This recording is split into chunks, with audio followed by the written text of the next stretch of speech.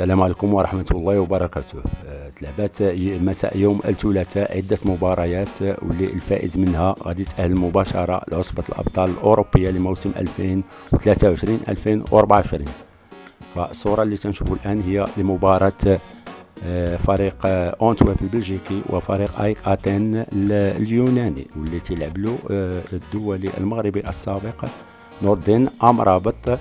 واللي تنشوفوه في هذه الصورة غيحاول يراوغ المدافع الايسر ديال فريق أونتويب. فهنا تنشوفو دفع الكرة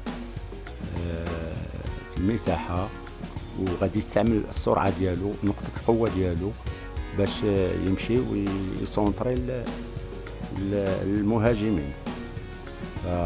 فكرة جيدة. فهنا تمشي تيسونطري، ولكن المدافع الايسر ديال المدافع الاوسط ديال فريق أونتويب تيخرج تيقطع الكرة وتمشي للركنية.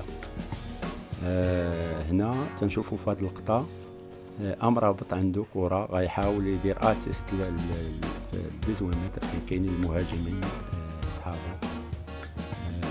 اسيست اللي غادي نمشي فوالا اسيست تنشوفوه من القرب.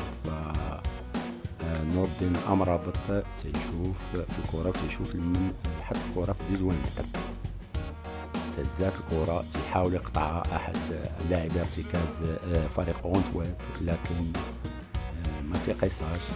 فالكرة تتمر وتتحط عند أحد المهاجمين اللي ضربة رأسية تيبغي يخضع الحارس. فوالا تنشوفوا ضربة رأسية أحد المهاجمين، تتمشي كرة تتبغي تدخل المرمى تمشي، لكن مشات بقرب. هنا تنشوفوا أمرابط عاوتاني تيدير واحد الاسيست، فوالا تيهز كرة للديزويمتر. فهنا تيضربها المهاجم الكاميروني وتتمشي الكرة مرة أخرى محاذية للمرمى.